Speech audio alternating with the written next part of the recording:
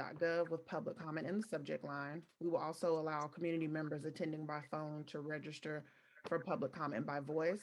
For those wishing to do so at the beginning of the public comment period, when prompted, please unmute yourself. Recording in progress. Speakers must be registered in order to be recognized by the chair. If you are unable to attend the remote meeting, please submit written comments again to the Community Police Commission at ocpc@seattle.gov. The Seattle Community Police Commission acknowledges that we are on the traditional land of the Coast Salish people, including the Muckleshoot, Suquamish, and Duwamish people, past and present. With humility, we recognize how much we benefit from living on their land and water. The Seattle Community Police Commission honors and lifts up these tribes. We hope that this acknowledgement will encourage authentic relationships with urban Native people and all Coast Salish tribes. And I will pass the meeting over to our co-chairs. Thank you, Edie Grant. Okay, I will move into attendance. Scott Batchelor is still on leave. Prache Dave. Good morning. Suzette Dickerson. Present. Good morning. Good morning. Colleen Echohawk.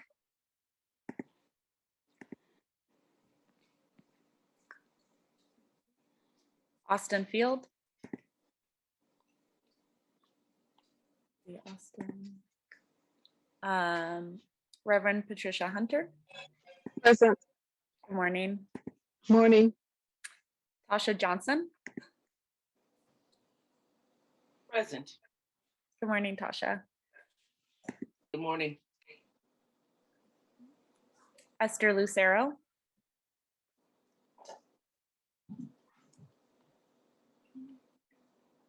Asha Mohammed. Officer Mark Mullins.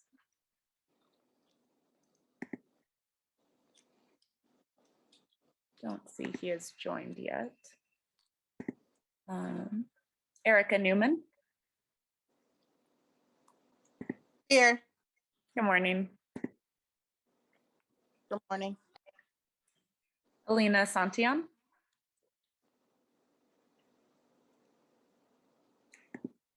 Joseph Saya.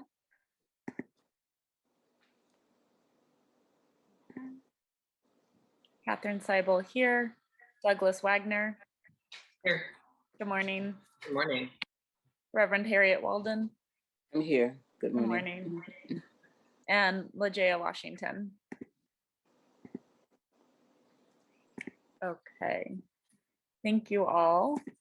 It is now time to review and approve the draft minutes. Is there anyone who would like to make a motion to approve the minutes as circulated?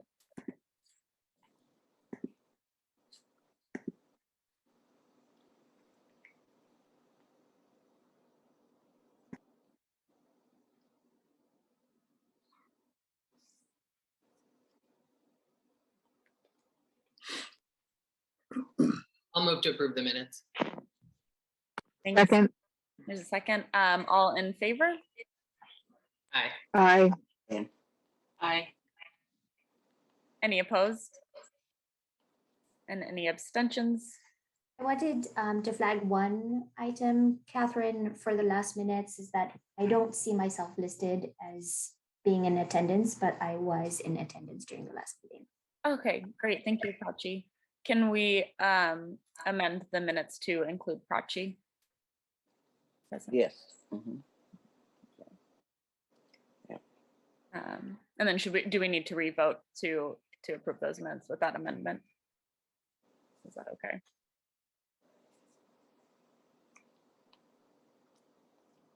I think we could just could revote to do that then if we need to do that, just to amend the minutes. Yeah. Okay, great. Could someone move to amend to approve the minutes as amended? I'll step away from the chair and approve the minutes as amended. Thank you. Is there a second? Second. Great. All in favor? Aye. Any opposed? Any abstentions? Okay, great. The minutes as amended are approved. And now let's take a look at the agenda. Is there anyone who'd like to make a motion to approve the agenda? I move that the agenda be accepted as presented. Thank you. Is there a second?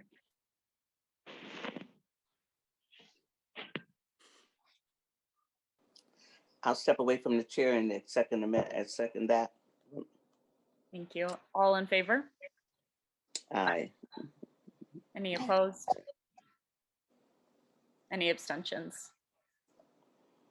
Okay, today's agenda is approved. And I see that Officer Mark Mullins has joined us, so welcome. Now moving on to our action items for review. So the first thing is the updated OIG investigation letters. Included in today's materials was the CPC's updated letter with additional questions based on the information that we discussed in the last commission meeting. And it's been sent to the OIG, and we have invited Inspector General Judge to discuss what she is able to on this topic today in her updates. The other item is the invitation for Ethics Committee leadership. We've invited the Ethics Committee leadership, and they've agreed to report to the CPC at our next meeting on December 15th. Are there any questions or points of discussion on these action items before we move forward?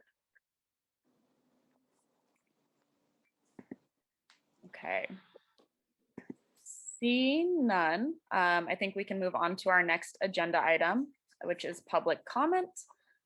So public comment is welcomed by the CPC. Individual speakers will be provided up to 2 minutes to comment about items on the meeting agenda. And again, as a reminder, through the CPC bylaws, public comment is limited to items only on the agenda.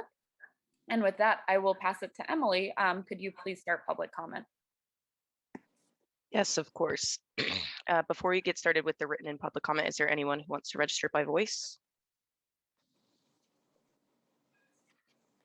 Okay, so our first registered person is Dr. Howard Gale. So Dr. Gale, I'm going to.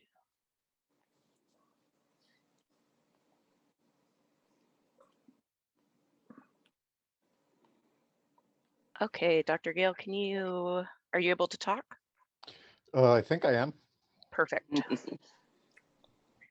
Let me pull up the timer. Okay, and Dr. Gale, you can begin whenever you're ready. Thank you. Good morning. The CPC first has flagrantly violated its bylaws and the Open Public Meetings Act by voting on letters to the OIG and the OPA that the public cannot see. Then the CPC denies the public and journalists access to these letters. Decision 2 weeks ago to withhold these letters from Carolyn Bick and from public view that happened between regular meetings could only be made by the 3 CPC co-chairs according to CPC bylaws. I am sure we will probably find out that the CPC, as has been done in the past, will hide behind the city attorney. This was most famously done in 2018 when the CPC denied the public access to the SPOG contract. The reason the CPC hid this embarrassing letter from public view is clear. In that letter, they are asking the victimizers, that is the OIG and the OPA, to explain why the victims, that is the whistleblower and the hundreds denied justice because of phony OPA investigations, are wrong. The CPC approach is like asking Harvey Weinstein why he did nothing wrong and what it is he's doing to verify that. This is obscene, but also not surprising. At your last meeting, Co-Chair Wagner claimed that the SEC and the HR investigations found that, and I'm quoting here, there was nothing that rose to the level of being investigated. A grossly inaccurate statement and a statement that undercuts the risks to the whistleblower. Wagner immediately followed this by stating, quote, I've definitely read the South Seattle Everett articles, including the most recent one, stating that he rejects public comments claiming that the CPC is engaging in obfuscation. We are fully aware of the situation. Whether you are or are not fully aware, I can't tell, but it is obfuscation. Given these repeated violations of public trust, myself and Seattle Stop are calling on an independent investigation that omits the CPC, the OPA, and the OIG from this investigation. Thank you.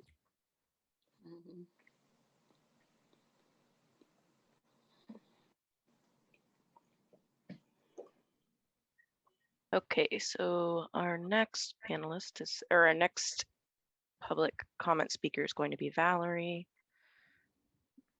Let me unmute you, Valerie. Give me just a sec.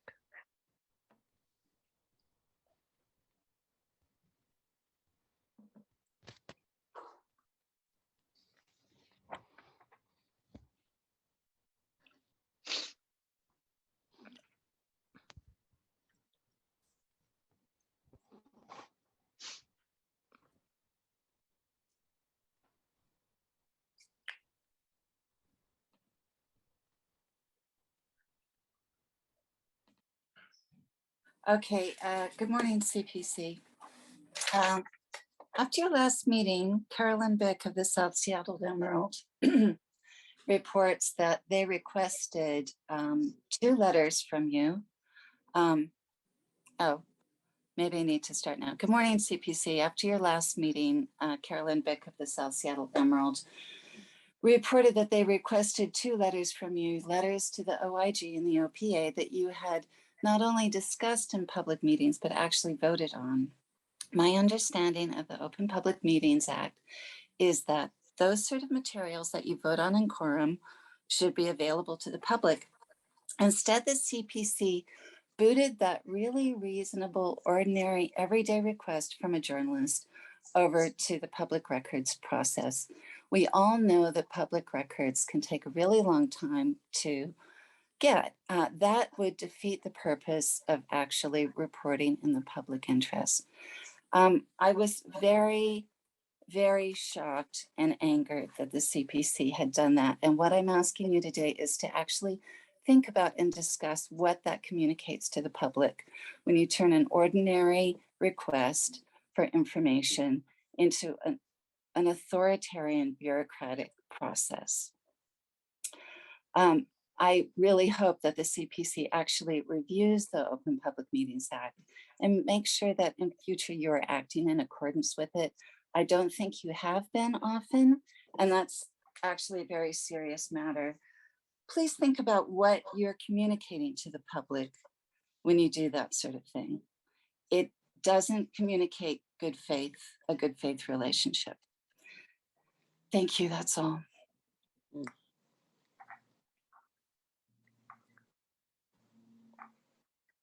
Okay, and that does preclude our public comment, so we are good to go. I will mute. Thanks, Emily. So the next item is discussion of public comment. Would commissioners or the executive director like to respond to the public comment we've heard today? Yes, I would, if it's okay and it pleases the commission. The first thing I'd like to say is that the letter, the PDR request that we followed per directions of the city, that is a process that we are required to do, and we actually did follow. There's also an opportunity for, and we try to do our best to drive people to our website. The letter is actually, as we post all letters, reports, and documentation that is reviewed within these meetings on the website. So it is also there as well too. I also want to add that to say, this isn't to be defensive. I think it's just, I like the fact that we've added discussion of public comment to be able to address some of the things that are being said. So there's an open dialogue and just not a one conversation. To say that we have in the past, you think, been at fault in how we respond to public records requests and or providing information to the community and not being transparent, that is just quite honestly not true. That is not anything in my time and being here and even before I came to the commission that we have ever been accused of. And so I really want to address that, especially when we're talking about the integrity of volunteers and people that are committed and dedicated to doing this work. But I just wanted to add that. Thank you, Executive Director Grant. And Reverend Walden, I see your hands raised. Yeah, in 2018, the contract was embargoed and we was under embargo. We could not release it. And so Mr. Gale knows that. So anyway, it was an embargo, and everybody knows what embargo means. If not, that means that it's confidential. And at that point, we were not able to release it, but when it was able to go out to the public, it was out to the public. So thank you for adding this piece to our, thank you for adding this, the discussion, you know, that we can discuss things, because since this is an open public meeting, sometimes it seems like what people are saying is absolutely the way that we have done business. And I'm so glad that you mentioned about the website and everything that's up there. So anyway, thank you, Director Mann. Thank you. Thank you, Reverend Walden. Any other points for discussion before we move on to our next item? Okay, not seeing any. So we will move on to our next agenda item, which is the sunset electric letter vote. So included in today's materials was a draft of the sunset electric letter. Before we move on to a vote to approve this letter, I wanted to see if there are any questions or points for discussion.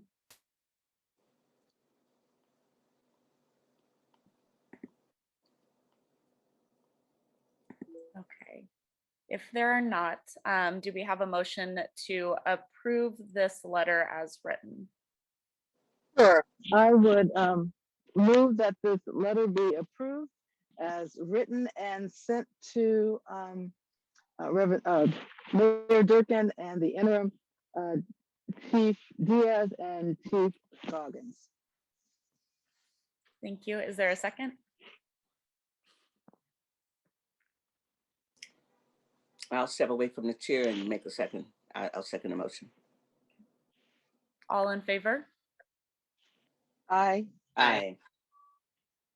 Any opposed? Any abstentions? Okay, so the sunset electric letter is approved and will be sent out after this meeting. Thank you all for your hard work on this letter, especially Reverend Hunter and Austin. Really appreciate your work on this. And so we are moving right along. And the next item is the CPC bylaw review and discussion, and I'll hand it over to Douglas. Great, thanks. So the bylaws, the executive director Grant and co-chairs have been receiving edits by email and suggestions from folks. I believe those were compiled, and then a small group of folks, including Esther and I think Reverend Walden and Brandy, got together and compiled all those edits, and those edits are reflected in the document that was sent out with the meeting materials today. And so I may lean on Brandy a little bit here.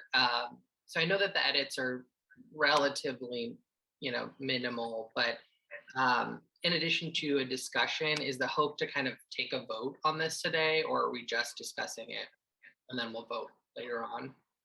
We would vote in the next meeting. It would just be if there's any additional input from commissioners, edits that we weren't able to capture, things that they want to ask or even add, this is the opportunity to do so we can go back and finalize them, and then we would vote in the next meeting, the December 15th.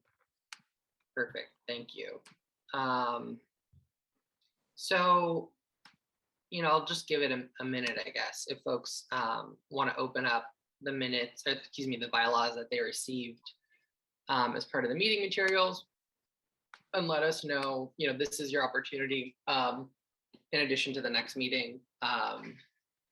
If you have any additional changes you'd like to see, if you have any questions or concerns about the edits that were proposed, we'd love to be able to incorporate your feedback into a final revised document that we can then vote on, as Brandy said, at the next meeting.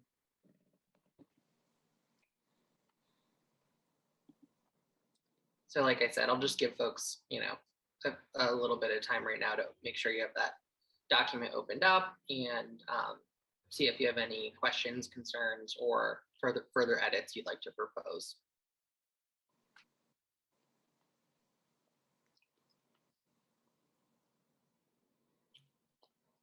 I also think that we were trying to, working on looking at the bylaws, we were trying to fill in the gaps and where we found ourselves at having, to get, when the other co-chair stepped down, there's no place in the bylaws for that because that was unseen.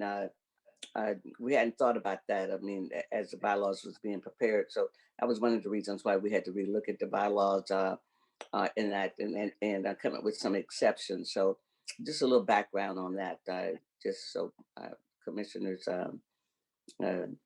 who's not familiar with the bylaws understand it, that it was just to fix that what needed to be repaired, and so we could operate under when an emergency happened. I mean, that was not taken care of in the bylaws. So that's what this is about.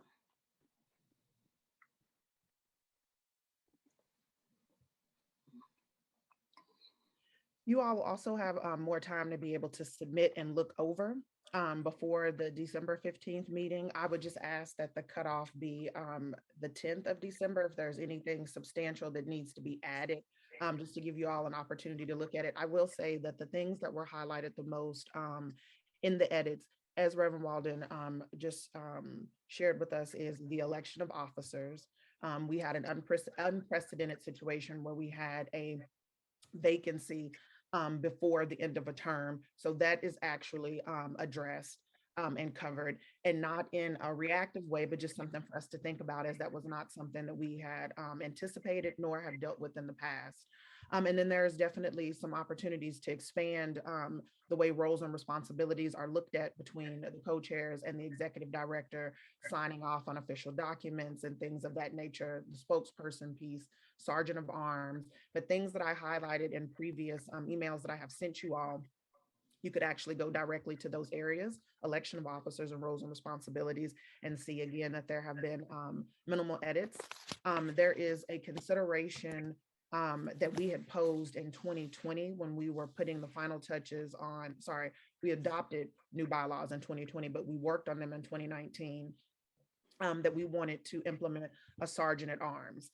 And as you all have seen, we've had a few opportunities where we've been able to execute that, but it probably would be best and better suited for us to consider just having our co-chairs or the ED act in that function to some capacity. But I, again, will defer to you all as it relates to that particular topic. But again, those are the kind of high level areas that we looked at within the bylaws. For the most part, everyone that have worked on the bylaws previously, and kudos to those commissioners, many of them are still here.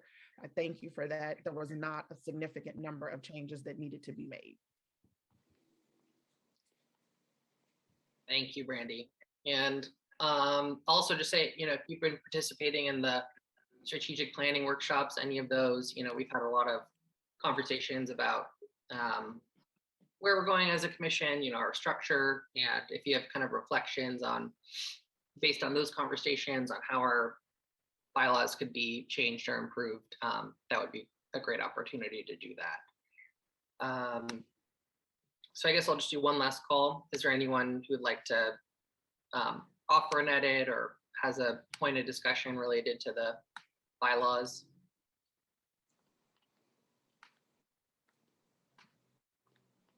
All right. And if folks do have ideas on how to edit the bylaws between now and our next meeting, Brandy, correct me if I'm wrong, but I think you can just send that suggested edit to Brandy and the co-chairs. Does that work? Okay. That works perfectly. Perfect. All right.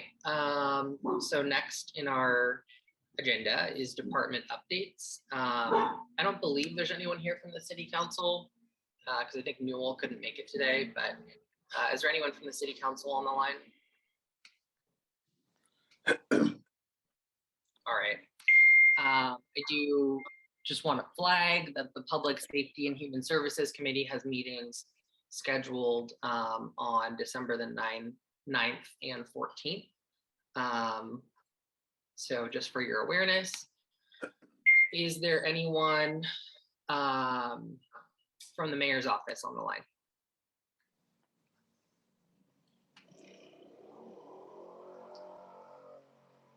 All right, Ron, do you have any updates from the monitoring team? Yeah, I think you just hit mute. Good morning, members of the CPC. Morning.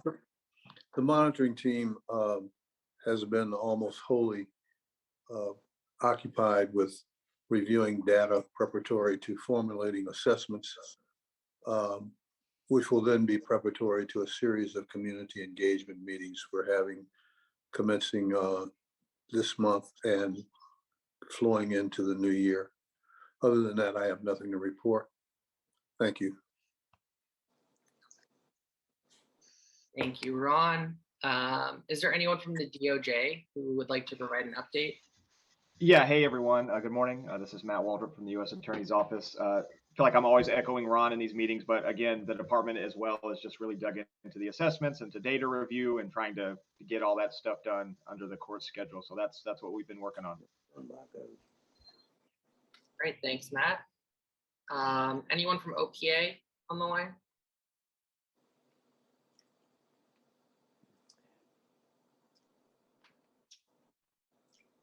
Hearing no one, we'll move along to SPD. Is anyone from SPD on the call available to share an update?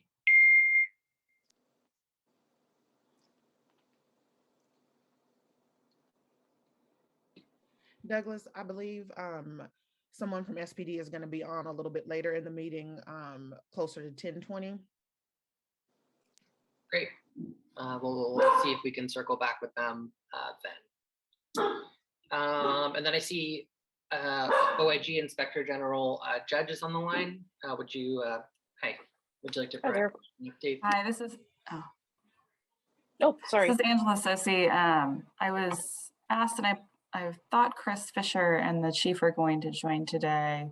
I don't know if this is the point in the agenda where we wanted to discuss the proposed and adopted budget. Actually, Angela, you can.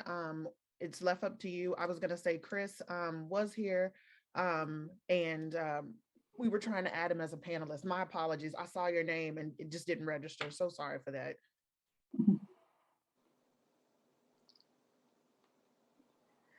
Brandy, I'm sorry, I missed that first bit. My audio cut out, of course, right as you started talking. No worries. And Wednesday feels like a Monday with the technical stuff. I was going to say, Angela, if you're available to go during our new business portion of the agenda, a little closer towards the end, that would be great if you can. If not, by all means, provide it now. Yeah, no, that works perfect. Thank you. Sorry, I don't mean to interrupt. I just want to let you all know that Chris Fisher is now in the meeting with us. So Thank you, Emily.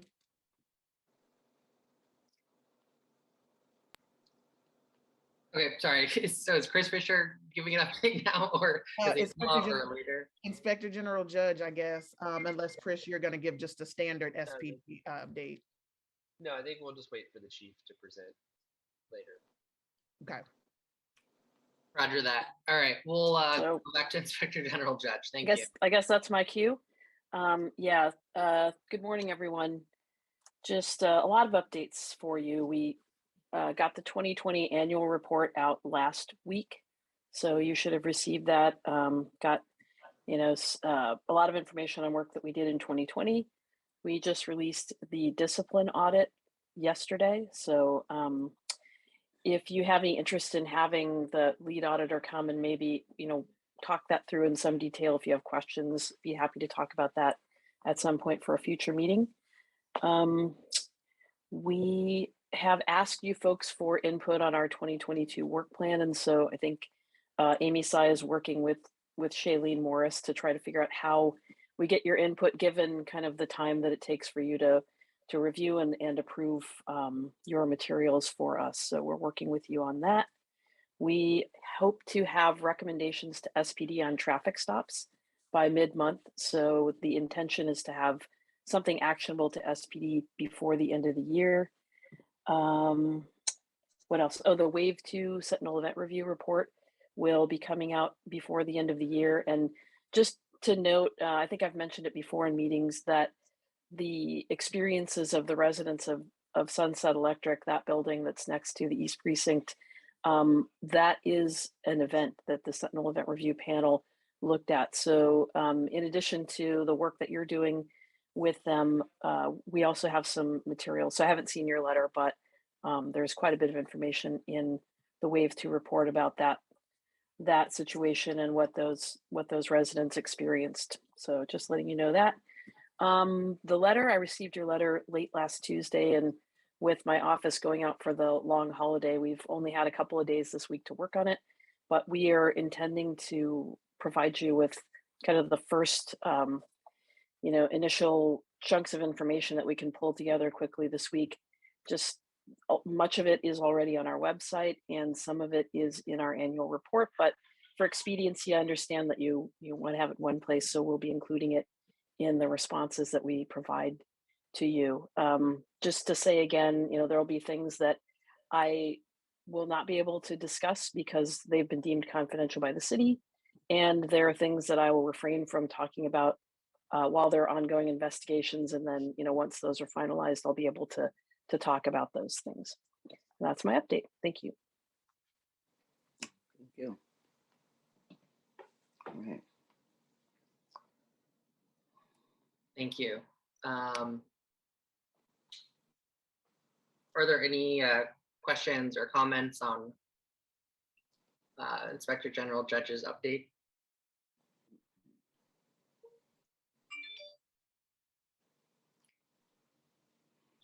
All right, we'll look forward to the information you can share when you can share it. Thank you. Thank you. Thanks for the opportunity. So we'll move on to CPC updates. So Reverend Walden, did you want to say a few words about Charlene Lyles? Yes, I did. Thank you so much. I mean, when Charlene Lyles was killed by the police a few years ago, what we did at the commission, I mean, for the new commissioners, that's why I'm saying this, we suspended our meeting, and what we did is center the voice of Black women first. We sent out an email to the city, and if any Black women employees wanted to show up, or even, other people, Michelle Storm from the ACLU came to that meeting, and Black women voices was heard on how we were so impacted by that shooting. I mean, she was 97 pounds and they couldn't figure out how not to kill her. I mean, and so we were highly impacted by that case, what happened, and to see what happened yesterday for the family, although her oldest son, admitted that the money is not going to bring their mother back. But this case was just a hard case for us. And as people sometimes think that the commission has not been involved with people who've gotten killed, and we all claim Charlene Lyles as our daughter from the Black community, and we worked on that case not only in our individual roles, but as much as we could, making sure that we had something to do with sending out our being with the family. I mean, I personally went more than once to be with the family and to the rallies and those kinds of things. So anyway, it's just that it was a hard case, and the Black women, we were all impacted by that, and just wanted to make sure that brought that here, so that we can understand that how hard it was, and that we did center the voices of Black women first, because sometimes our voices are not heard. We have a lot of liberals who don't look like us that want to speak for us, and we know what that's feel like, and so for us to be heard. And then it was also an evening out at the University of Washington, sponsored by the ACLU, and her family and Black women got to be heard there also first, and then other people. So anyway, I just wanted to bring that as a piece of history, and also let you all know about our role in the CPC, our role involved in the death and shooting of Charlene Lyles. Thank you. Thank you, Reverend Walden. Just want to hold a bit of space if anyone else would like to say anything.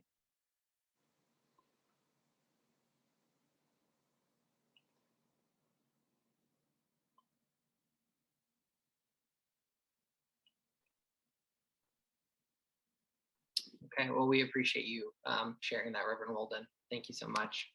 You're welcome. So we've reached a point in our strategic planning process where, again, we've met 3 or 4 times now, and we've developed through those meetings, and then a smaller group got together and kind of further hammered out a draft vision and mission. We've got to a point where we want to update the CPC, the full commission, especially for folks who haven't been able to join the strategic planning workshops, that we now have a draft vision and mission. We're not in a place to vote on it or finalize it today, but I think we just wanted to take the opportunity to bring this information back to the full commission, and see if folks have any feedback or edits. And I guess the best way to do this is for me to share my screen. So let me try to do that. And I'll bring up our draft vision and mission. Douglas, I have it up if you want me to pull it up.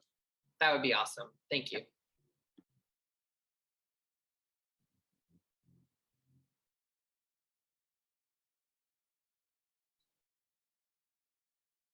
Great. Yeah, thank you for zooming in.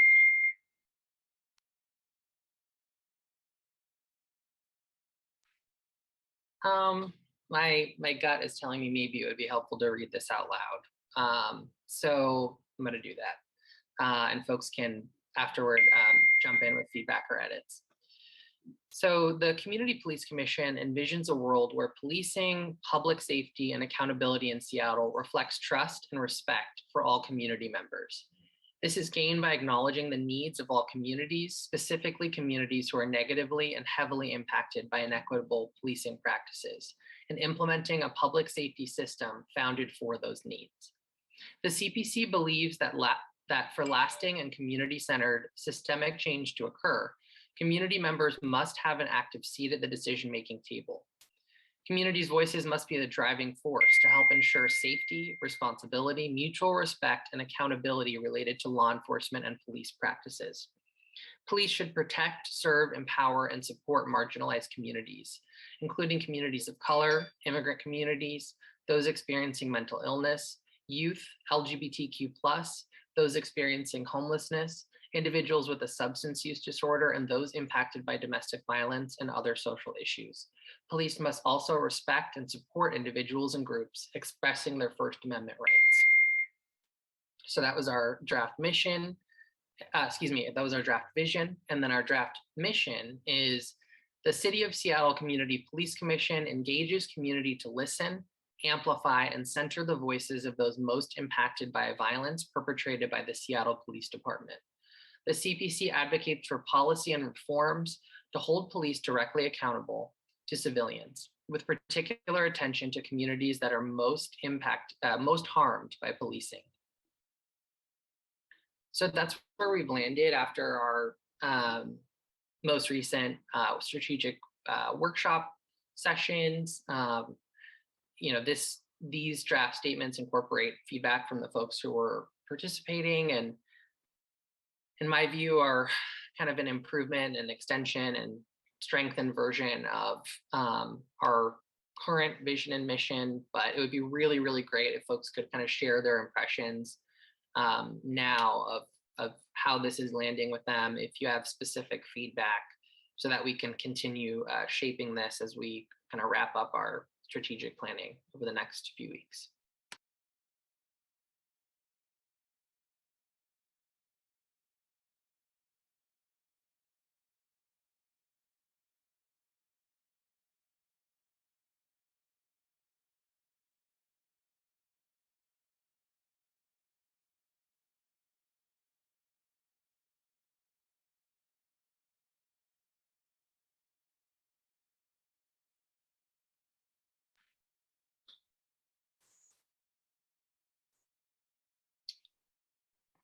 Douglas, can I just add real quick?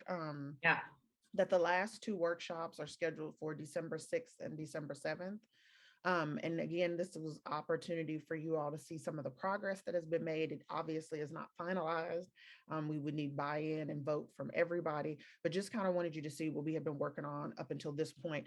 These 2 really important kind of monikers for us that helps lead us in this work. it's going to be important for us to have an idea of how we want to be able to move forward in those last two sessions. So I want to really highlight, if you don't have any comments or anything to add right now, which is understandable, please make sure that you attend December 6th and December 7th, as we will actually be carving out a lot of what are going to be next steps to put a plan in motion over the next few years of what we want the CPC to look like. Very, very well put. Thank you so much. Said that better than I would. I appreciate it. Okay, so I'm not hearing any comments or feedback right now, which is fine. And I think those strategic planning workshops on the 6th and the 7th are from 3 to 6 p.m. We'll move into executive director updates. And again, thank you for sharing your screen, Brandy. That was really helpful. Absolutely. Let me close out of the mission and vision. Hold on just a second, everybody. Sorry. Well, first, I want to do a shout out to my team. There's a years of service update. Many of the folks that comprise the CPC staff have actually anniversaries. As you all know, Shailene joined us in June of 2020, so they have officially had their 1 year of service. Nia Franco also has had their 1 year of service. It would have been in September. Jesse, even though he is doing an out of class assignment right now, Jesse has been with us for 3 years. Felicia Cross has actually been with the city for 4. And even though, and then I had my anniversary as a year this past August, but I definitely would be remiss not to our administrative staff assistant, who, even though they haven't been with us a year yet, has been able to help us move a lot of the work that we've been doing. And just want to give a shout out to my team, how much I appreciate them, and how a lot of this work would not be done without them. And so I want to give a few moments just to acknowledge them, and for the commission to know about the time that they've been here with us, helping us do this really incredible work. So shout out to the team for their years of service. Also, just travel and training updates, you all. The NACOL conference, everything has been booked and registered for those that will be in attendance. I also wanted to provide another opportunity for those who are unable to attend and participate, that there is an opportunity to have a hard copy of the binder of materials that will be provided for the conference this year. So I want to make sure if there are commissioners that would still, even though not be able to physically be present, would still like to have the materials, please reach out to Emily and I and let us know, and we can get those items ordered for you all. The other thing that I wanted to add is our office space updates regarding our move. We will be, the city will be in the process of moving us into our new space sometime after the 1st of the year. We're really excited about that. And once things are safe and comfortable for folks, it will be a really great opportunity to have commissioners come and see the new space and be able to get a lay of the land. I also wanted to mention that the HB 1477 Steering Committee, they started 7 subcommittees recently to inform the development of recommendations for an integrated behavioral health crisis response and suicide prevention system in Washington. I wanted to let the commission know that I will be participating in the training and credentialing subcommittee based on my experience before coming here, but also really hoping to bridge crisis response as it pertains to law enforcement and first responders and the work and priorities of the commission. The first meeting for that will actually be this week. And so I'm looking forward to providing updates as that process goes along, but it is also a public meeting as well, and will be available to the public to be able to view and provide feedback. From an operational standpoint, a couple of things that are going on too, just for everyone to note. We were able to, the policy team and I have had some really great interviews for the data analyst position. And I know for a fact that the reference checks were just completed. So hopefully very soon we will have an opportunity to introduce you all to a new addition to our team to be able to help pick up and finish where Louisa left off with like the dashboard updates and things like that. This again is going to be a very data heavy position, research analyst. And again, another kudos to my team for being able to really hold up the work that we have been doing, being short-staffed. So just wanted to add that. And then finally, as it pertains to the monitoring team, I had sent out to you all maybe a week or so ago that there had been a motion filed to extend the deadline for the monitor's report and their assessment that goes to the court. I wanted you all to again be looped into the process that co-chairs, myself, and the community engagement director have had some ongoing meetings with the monitoring team, and we'll be meeting as soon as this week with Dr. Oftelli to talk about how the CPC can help review the 4 key areas of their assessment to the court for stop, supervision, use of force, and crisis intervention.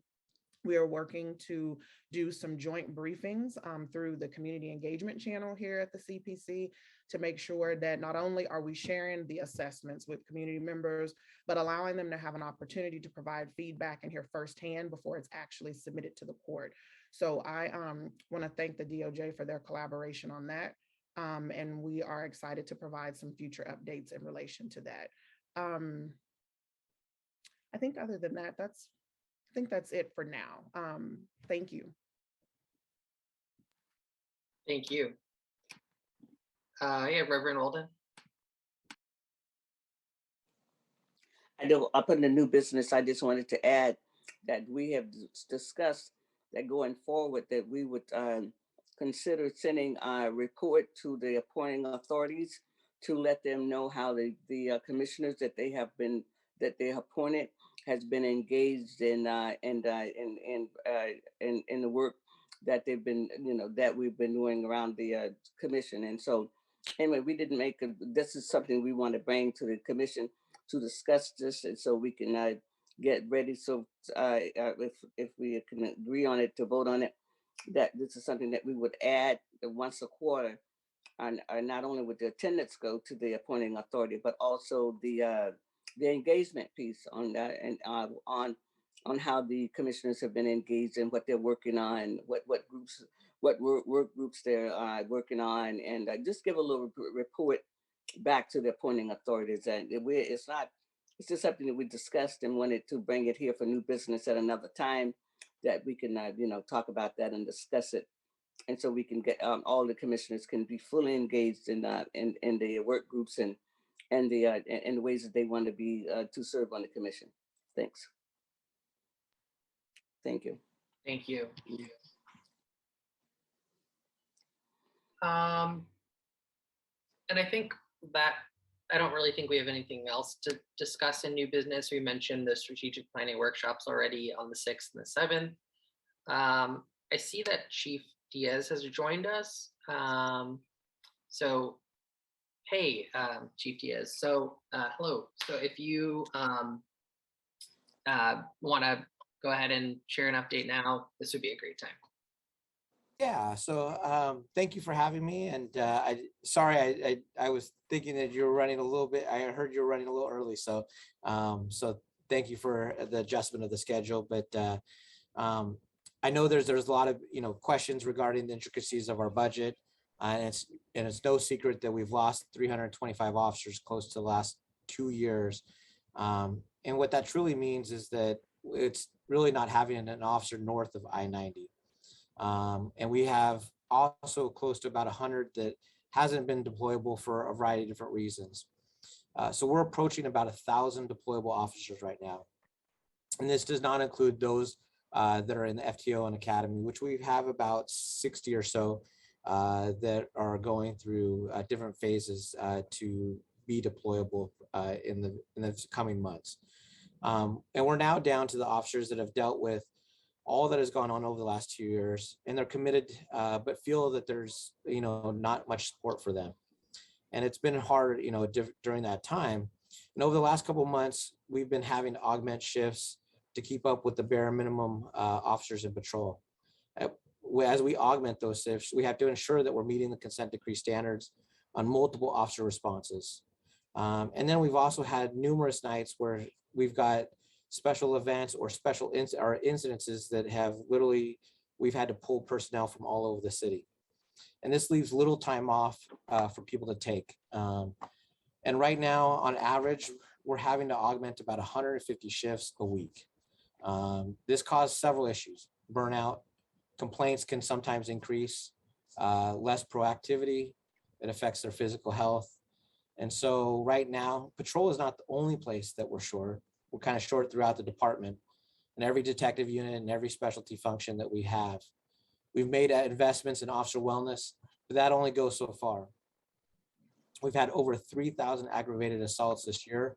That's over 550 victims than last year. 252 more robberies than last year. We've had 760 more incidents related to violent crime. And that translates to about 1,000 more victims in our city, not including property crime. And this isn't like our shots fired. This isn't even our shots fired, where we've had 551 incidents of shots fired. Last weekend, we had a dozen incidences of shots fired. And over the 193 victims that we have that have been identified are Black. And we know how much our communities that have been infested with guns. Our social services will continue to be tapped, dealing with people in trauma. If just one of these incidences that we had not too long ago, where we had 70 rounds were fired. We had over a couple dozen guns that are currently out on the streets that have been used in 4 or more incidences. We have close to 50 guns that have been used in 3 or more incidences. And we have 175 guns that have been used in 2 incidences or more. We're looking at using some of the funds to find ways to support our response through technology while ensuring we're exceeding our reform efforts. We must also be focused on continuous improvement and innovation with our current staffing, as it will take years for us to get to to get up to a certain level of staffing. And last year we had 140 police positions that were abrogated. And there was a discussion about another 101 this year. There was more discussion around these cuts affecting our people's feeling support. And with that salary savings, we use that money to invest in needed equipment, tools, training, wellness, and other items. And this might have not created an impact in 2022, but it created substantial impacts in 2023 for hiring and how much our authorized personnel would be. It would have put us in around 1256. And this is close to the same number of officers the department had when I came on 25 years ago. We must be focused on hiring good diverse candidates. And right now, this year alone, we've hired 42% of our hires are people of color and 20% of our are female. These are extraordinary numbers. And as we need to hire, we cannot focus on cuts, but identifying ways to get the right people into the department. We need to carry investments in community programs. And I know I prided myself in my career on the ability to co-respond to address these complicated social issues with a lot of social services. Those investments continue to grow, and we've supported those investments with our budget as well. We have 42,000 incidents of criminal activity so far this year. Again, this isn't the total amount of our community that has been victimized. These are just those that have gone reported. We're in an interesting place in our world. And as I mentioned before, I feel like, we're in this crossroads with, sometimes with our community about, budget and funding and everything else. And we're all trying to have the right place where we can support our community in the best way. And I'm trying to ensure the department is moving in the right path. And I'm working on several initiatives. And I think I've, mentioned some of those initiatives related to relational policing. But I'm working on these several initiatives that will continue to move the department to healing, compassion, and empathy. I want to work together, and I know it's a difficult time to, when our staffing is the way it is, but I want to figure out ways that we can support each other. And I wanted to open up for questions if people might have any questions for me. Thank you, Chief. I have a question. I have a question about the Harbor Patrol. I heard something the other day that it gets like over 6,000 calls or something like that, and also that the Harbor Patrol is supposed to be fully staffed 24 hours a day because it's the main ship, it's the main patrol for Lake Washington, and Lake Washington is one of the largest lakes, in America. So anyway, I just heard about that, and so I just wanted to know if you could give some information about the Harbor Patrol. Yeah, so Harbor Patrol typically has around 27 officers. We're down to 14 officers right now in Harbor Patrol. And it makes it very difficult because if I was to try and staff up from 14 to 27, which is, about 13, 14 officers, that is literally some of our precincts watches time. So like Mullins, I know you're in the South Precinct, and your second watch has probably got about 10 officers during that whole watch. And so that's the impact that it has. So we have been able to staff a 24-hour shift. However, it's one boat, and we're in a very unique area of Seattle where we've got salt water. So we've got to go through the locks. We have Lake Union, and which you've got residential homes that are counting on that Harbor Patrol to be available. And we've also got Lake Washington, which also has, when you try to get through the cut, it takes about 35 to 40 minutes. And when you have somebody drowning, that 35 to 40 minutes can result in a death. And so, so this is that hardship that we're experiencing when it comes to staffing.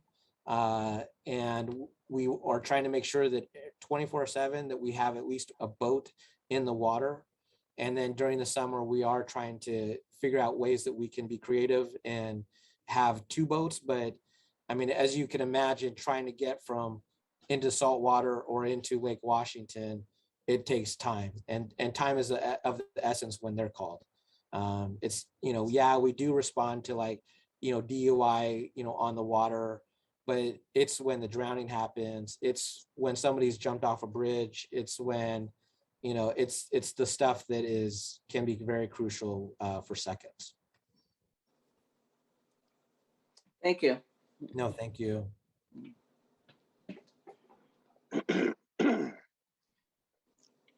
Could I add something in on that? Yeah. When you're in patrol and you have an incident on the water, which mostly on the south end, it's Lake Washington for us, in the South Precinct. You're very happy to have Harbor because we respond, and I don't know if anybody knows this, but we respond to a lot of incidents on the lake. People losing their boats, and people swimming and drowning and things of that nature. It is excruciating to wait when you're standing on the shore watching people in trouble and you can't do anything about it. So we're very appreciative of Harbor, and we hope we can maintain or get back to the strength that we need on the water, because people don't think about it very much, but Right. it's a very important part of police work in Seattle. Like 90% of all officers are touched by water. Their districts touch water, and we all deal with this. So thanks for the question, Reverend Walden, and thanks for the answer, Chief. Thank you. Welcome. Thank you. Chief Diaz, how does the council's proposed budget for SPD kind of compare to, in terms of staffing levels, to kind of like what you would hope to see? Yeah, so I've publicly acknowledged that we need about 1,400 officers in the department. What you have is typically you have your deployable officers, you have those that are in the academy and FTO phases, and then you also have officers that are sometimes out on some time of long-term leave, anything from military leave, pregnancy, to a variety of different other things. So you've got another group of officers that are sometimes not deployable. A couple of years ago, we were pretty close to that 1,400 amount of officers, including recruits. So when you get to 1,400, you got to include the recruits. and it trickles down. So you have really about 1,200 deployable officers. So right now we're down a couple hundred deployable, and that affects all elements of not only your patrol, it affects your harbor, it affects, you know, your detective units from DV to sexual assault to a variety of different units. And so right now everybody is as thin as they can be. And so, you know, at some point you become so thin that you have to then say, we can't do this work because we can't take the time off. I mean, I'm sure, you know, Mullins probably has many stories about, you know, people just wanting to take a day off, and, you know, you almost have to call in sick just to, you know, feel like you can get a rest day. And right now, as when we look at the 150 shifts that are being augmented in patrol, that's not including, like, you know, augmented in the detective units.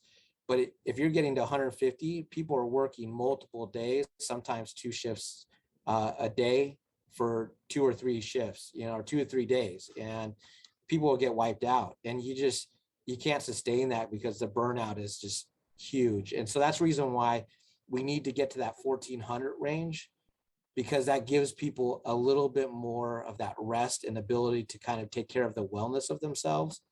I mean, we've done studies before with different, you know, outside entities to look at our staffing, and they've all suggested that, you know, our department is in around 1,700. But for us to get to that level right now, it would take probably over a decade to even remotely get to that kind of staffing. So for me, it's so important to get to that 1,400 mark for us to be able to address some of the staffing concerns and some of the wellness. Really, for me, it's the wellness piece. It is making sure that I've got enough officers that can, you know, patrol the streets safely, but also have the ability to take time off and to be able to allow them to do training as well. Because like this right now, just in dealing with the vaccine mandate, now we're getting some of the personnel back, but if I deploy like 20 people to training, that literally could be almost a third of a second watch. So right now I've had to cancel some trainings just because I know my staffing is going to be is an issue right now. So it affects my training component as well. I have another question about overtime. You talked about you don't have enough officers, but also hasn't the overtime budget been cut? And so how does that affect the how does that affect your staffing when the overtime budget has been reduced and you don't have enough officers and they have to work overtime in order to be on the streets? Yeah, fortunately this year, a lot of the special events hadn't, you know, come about. They hadn't been open. So Torchlight, you know, Seafair, you know, 4th of July, a lot of those events didn't occur. So, so when we saw that cut this year, when it came to the overtime, we were able to manage within what we've got when it comes to just augmenting shifts. We've actually tried to push more shifts for emphasis, for just gun violence emphasis. But right now, most people are just trying to create the minimums and just be able to just augment the shift rather than doing the emphasis, because that's how light we are. So we're not even being able to staff up to say, hey, I want a group of 10 officers and we're going to focus on just gun violence. And I need these 3 areas to really focus. I don't have that ability right now because we're just trying to literally augment just to keep minimums going. And we've been fortunate enough to really budget in the right way. So we've been able to meet our budget, and we're pretty close to where we need to be for the end of the year. But as special events come, because now we're starting to see sporting events, you know, open up, next year we'll probably see a lot more special events, and that's gonna really have that impact that we're gonna need that extra budget. And this next budget, they did up it with some overtime funds, but we won't know how much when the special events actually open up. We won't know how many special events that we're going to actually be even able to staff because of how low staffing we are. I had to make a decision on Apple Cup to ask WSP to assist us in just some of the duties at the actual stadium, because I just needed enough officers to handle 911 calls. And so that just kind of tells you we're, and plus I wanted to make sure that I have enough officers that are actually being able to take a little bit of time off for Thanksgiving, because if not, then people won't get, some time with their family. So I had to make a decision to actually ask WSP for some assistance. And that's difficult. That's difficult because they actually, I asked for 20 bodies and they only gave me 9.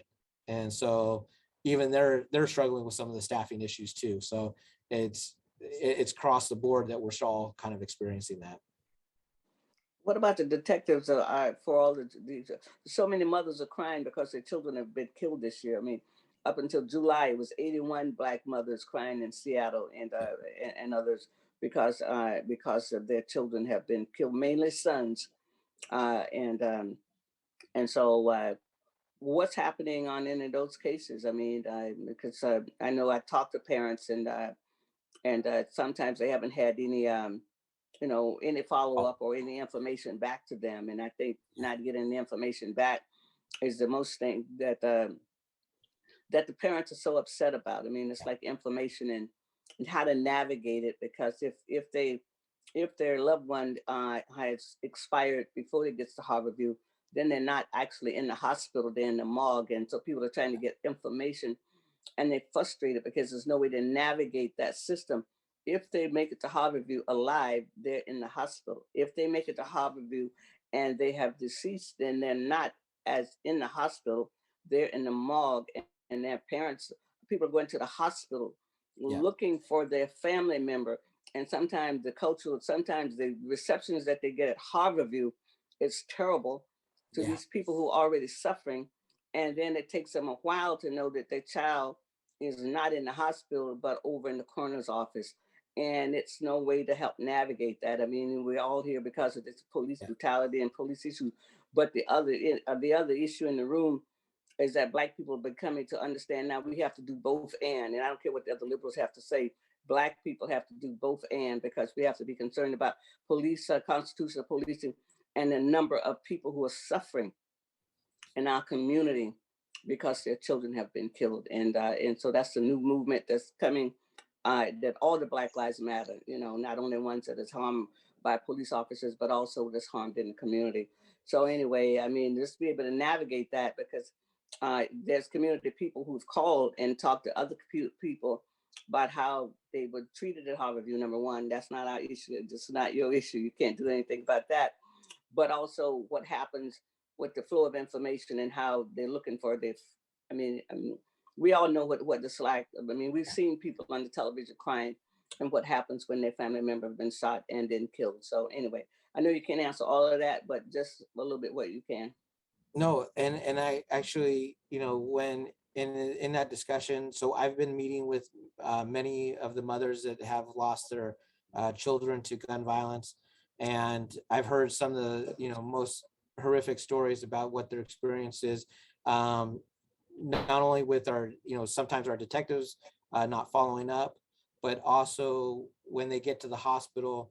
I think a couple have mentioned that literally they didn't know the status of their loved one, whether they were alive or dead. And then the next call that they get from the hospital was, would you be willing to donate their eyes? And they can't have that. Like that's where your victim support services really come into effect, and how do we are able to kind of wrap around a family when it's the most traumatic time in their life, right? And so I think having that conversation with many of the mothers has opened up new conversations to bring in our medical examiner and others to be at the table to figure out how we use victim support services. Last year, victim support services, victim support team was moved out of our department. They're in the process of hiring victim support because when they got moved out, King County ended up picking up some of them. And that has literally left us with very little ability to support the families when in a crisis, when somebody's been victimized or their family's been victimized. And so that is right now one of the challenges that does face me, because I'm relying on those victim support to be an extension of our detectives, because our detectives are already experiencing high caseloads because our homicides have gone up over the last 2 years. And so I need that extension of civilians to be able to do some of that work. And if I don't have them, like it becomes numbers, right? And that's no way for a family to experience their loved ones. That becomes a dehumanization of it. And so those are the things that I'm trying to work through as far as challenges. But then our detectives are also experiencing bigger caseloads with less detectives.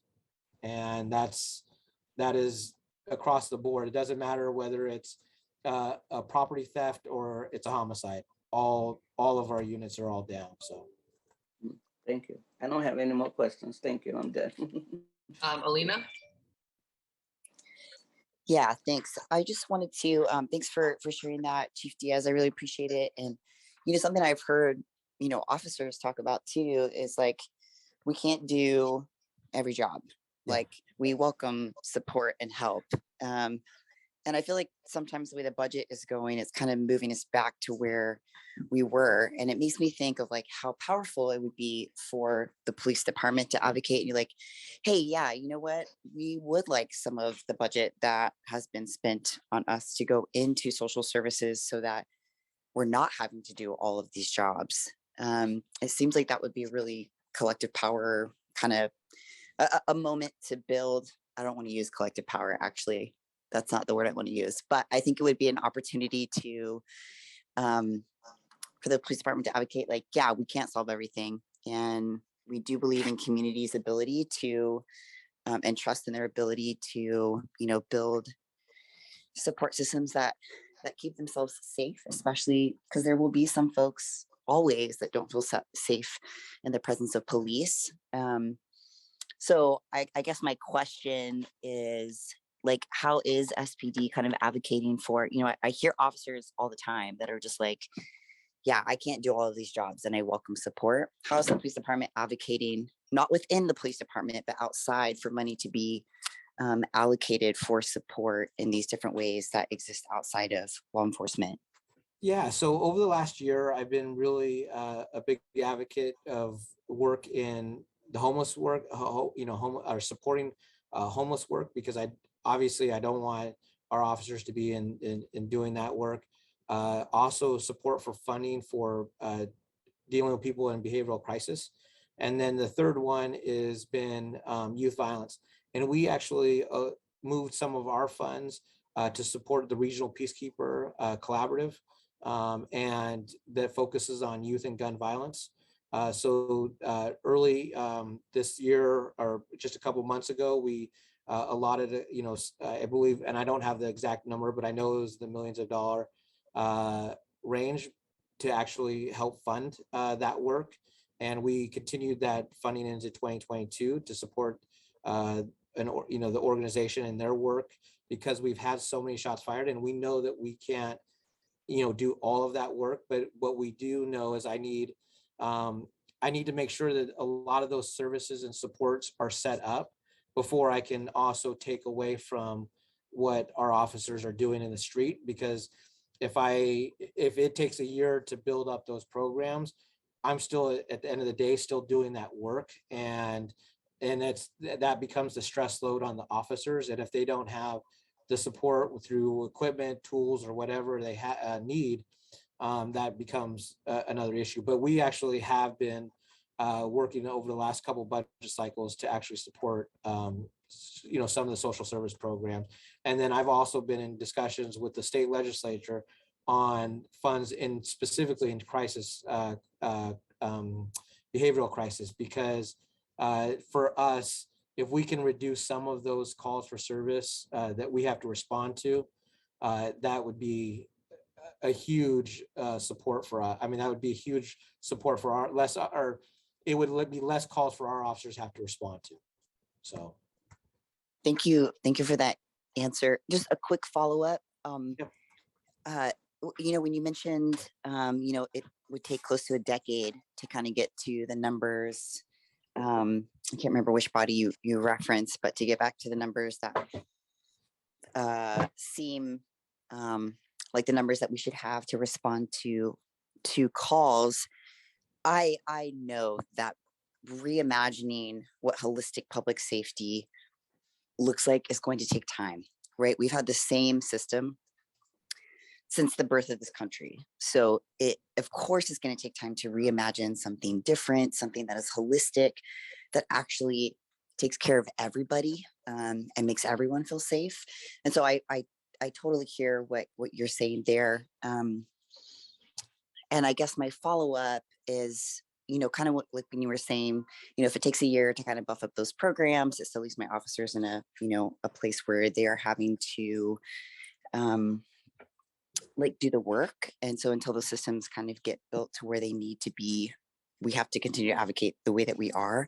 But what is the level of accountability, or who are we listening to when we say those programs are ready? Are we listening to the tremendous amount of Black communities right now doing a lot of holistic public safety work? Are we saying we are trusting that you are saying that you are ready, not in this not in the savior complex way, but just in thank you for sharing, let's go, let's give this a try. So how are we holding ourselves accountable, or how are you holding the department accountable to, I don't know, trusting community when they say, hey, we're ready to take this over? Does that question make sense? No, I think so. And so if I answer and it doesn't make sense to what you're asking, then it might be just my confusion. But first off, so when I said about a decade to get to about 1,700 officers, that's what outside groups have said how many officers we need. I'm not asking for that. I'm thinking 1,400 right now to address some of the immediate stuff. That's much less time to be able to do that. Even as I look at some of that work that can be moved off our plate, I still think that 1,400 will, when I look at call loads for service, etc., that 1,400 is really what it needs. So They all take it hard. When I look at the programs that are kind of starting to kind of build themselves and develop themselves, I have to rely on a lot of the social service experts to know what has been set up, and how I if I was to plan this out perfectly, I feel like there should have been a year of planning, a year of actually implementation, and then a year of research to know are we actually are we doing exactly what we hope to do, and then how do you adjust to ensure that it has its level of effectiveness. And then when you start to see calls for service start to come down, then you evaluate a police department to say, hey, we were actually able to reduce 30,000 calls from a police department, which we can get over 600,000-700,000 calls for service. If we can then see that reduction and not have some other issue, you then start to figure out how do you support those programs even more to build it even greater, to see even more reduction of those calls for service. Part of it is just making sure that we've actually got a good strategic plan to do that, rather than us kind of saying this one-off program could reduce 15 calls for service, and this one program could potentially reduce 10 calls. We really do need to come in and say, look, here's a comprehensive look at this, and we have these programs that are doing this work, and we think that this can actually reduce these calls for service, and then this is the plan to get them the capacity to actually do that work. And rather than I want to say kind of nickel and diming the work right now. So hopefully that answered the question, and hopefully that's what you were looking for as far as that question. Thank you. No, thank you. And then Reverend Hunter, I've seen that you turn your camera on. I don't know if that's just turning your camera on, but if you want to have a question, please feel free. Well, thank you. Really didn't have a question, only a thought and a comment is that I really do hope that the number of officers gets beefed up to where officers can take time off and that officer wellness continues to be a priority, because I realize that if the officers are not working and they're not in optimum shape mentally and physically, then the community is at risk. And so I really hope that you can hire those that you need so that our officers can be rested and do the very best policing that they can do and not make mistakes which can cost lives. Yeah. No, and I appreciate that. I think, and I don't know how much I've gone in before regarding my relational policing and bringing in, so as we hopefully next year we'll be, I mean, at the very beginning of the year, I'm hoping to launch several different iterations of it. But when we hire people, training them anywhere from 30 to 45 days prior to their academy time, so what we call pre-BLEA time, and actually spending a lot of time in brain development, social emotional learning, really trauma-informed practices. So they know when they come to work, where they're at mentally, because, in my work, sometimes you bring a lot to the table when you come in, and sometimes your partner, you've been fighting with your partner and you're just emotionally at that point where you're like, I'm drained but I've got to go out and do the work, and that's a huge impact on that. So I really want to make sure that we're giving the resiliency built up, because officers are going to experience the trauma of what they experience on an everyday basis in the community. And so if I build up their resiliency, that'll also have their own, that'll really support their officer wellness, but also their personal growth as well. And so, this model, I think if as I start to look at how many people we will hire over the next several years to get to a safe number of officers, I have this real opportunity to really kind of infuse this officer wellness culture, this, outward growth and my mindset that really can be really beneficial to the community that we serve. And we're already starting to teach, or we're already starting to do some of that teaching as part of our 13 for 30 training that we are currently launching right now. That includes personal, our outward and growth mindset, as well as relational policing as well. Thank you. Thank you. Any other questions, comments for Chief Diaz? I don't have a question, Chief Diaz. I just wanted to thank you for coming this morning and speaking to the commission and providing that information to us. Yeah, I second that. Yeah, we really appreciate you making yourself directly available to us, coming to our meetings, taking the time to do that. It's super helpful and appreciated. No, I appreciate it. Thank you so much. Thank you. Thank you. Thank you. Okay. All right. So we'll move on to the next section of our meeting, which is work group updates. And we'll start with the behavioral health work group. Thanks, Douglas. So the behavioral health work group met last week. We reviewed the outline for the editorial on behavioral health crisis response with staff. So a huge thank you to Jesse and Nia for their work on that outline, and Nia will be putting together the first draft of the editorial in the coming weeks. So again, a huge thank you to her for really fantastic work. And I think the only other thing I'll say is, as a reminder, Dr. Pinto has left the commission. So if there are any commissioners that would like to get involved with this work group, either as a co-lead or as a commissioner on the work group, please reach out and let me or the other co-chairs or Executive Director Brandy know, because we would love to have you involved. Thank you. Great. Thank you. Hey, Douglas, can Catherine just give, after each work group, if there are missing commissioners, could those co-chairs or people in charge of them just give a very quick, brief overview of like, hey, this is what our work group is focused on? Just to remind us all the specific focus of each group. I would be happy to do that now. Are you okay with that, Douglas? Yeah, that's perfect and good idea, Alina. Yeah, really great idea. And I'm also happy to resend the work plan so it's accessible to everyone. I might not be as fresh in my mind, but the work group is focusing on 3 things. So behavioral health crisis response, de-escalation strategy, and officer wellness.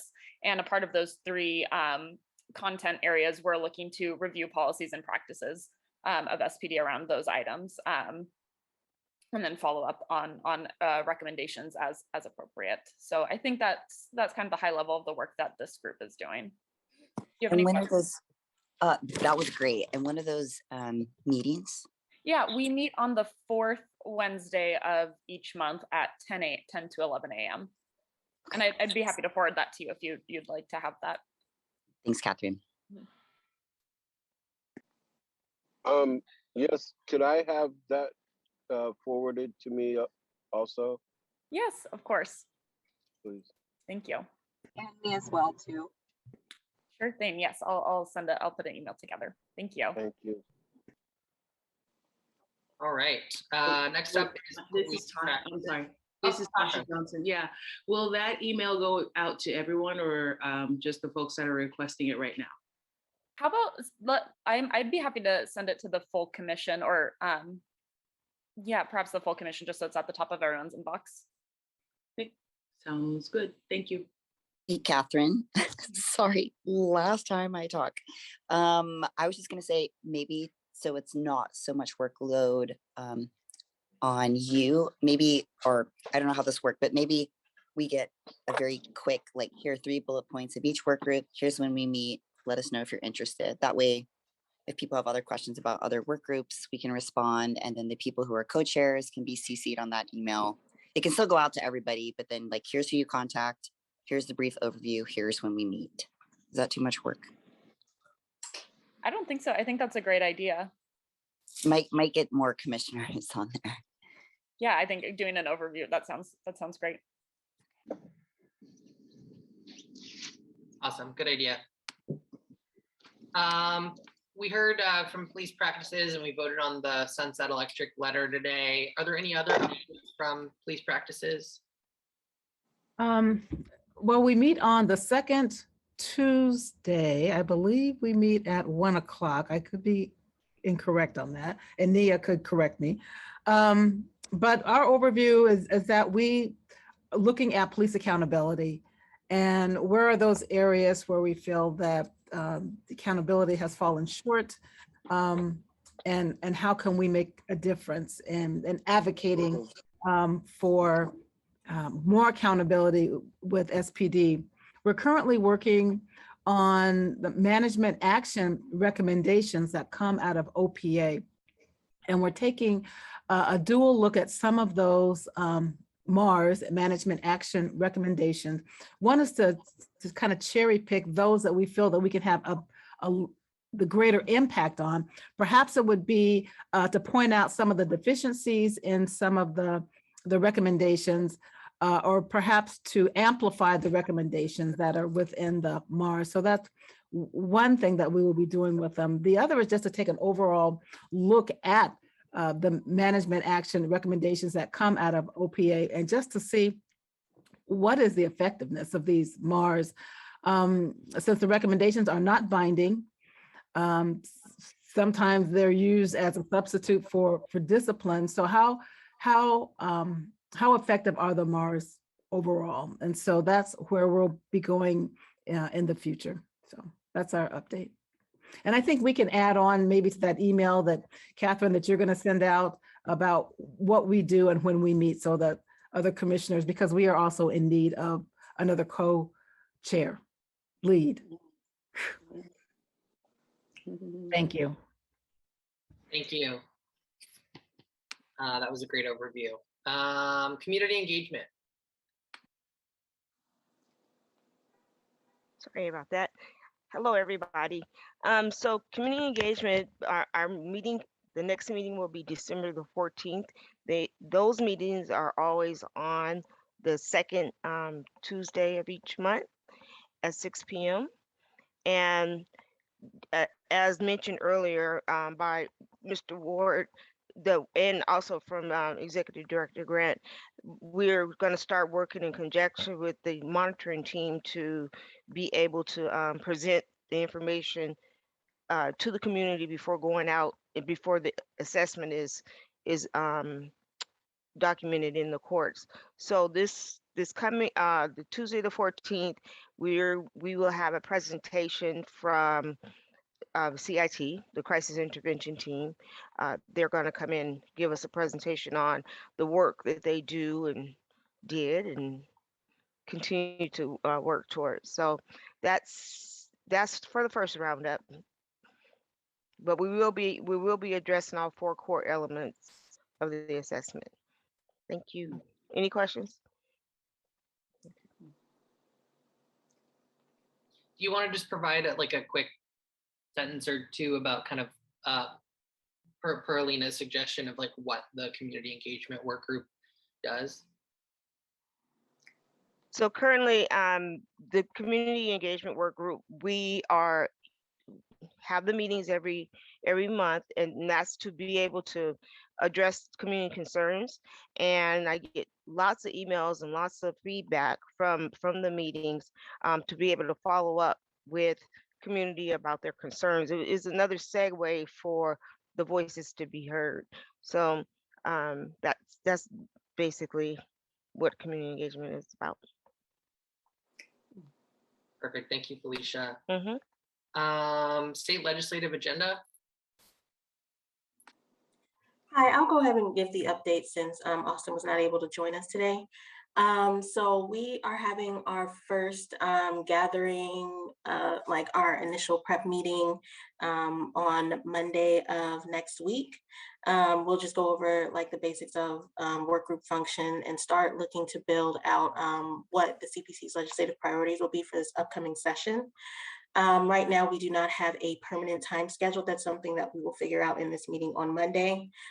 For those who were not on the commission last year, the state legislative agenda work group, essentially, we look for legislation that is coming up in the next session and determine which ones we will advocate for. We do this advocacy by making statements in hearings, also submitting written statements in the case that no one is able to give a statement.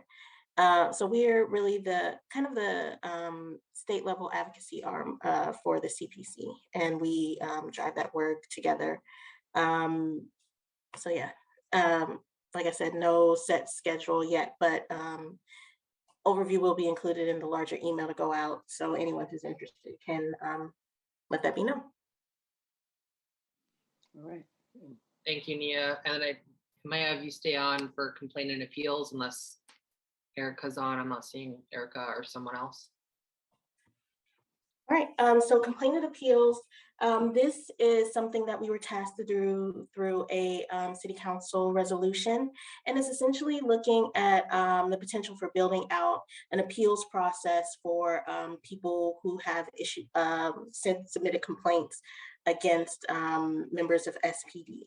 So this is work that we are just now starting to pick up. Our first meeting will actually be tomorrow at 10 a.m. They are the third Thursday of every month. Actually, I'm sorry, the fourth Thursday of every month. We had to adjust because last month's fourth Thursday was Thanksgiving. So we are meeting tomorrow. Fantastic. Great. So we'll get out that email that's like fully recapping all of the work groups, what they do and when they meet, and who you should contact if you're interested in joining. So I think that's everything for work group updates. So I will now pass it to Brandy.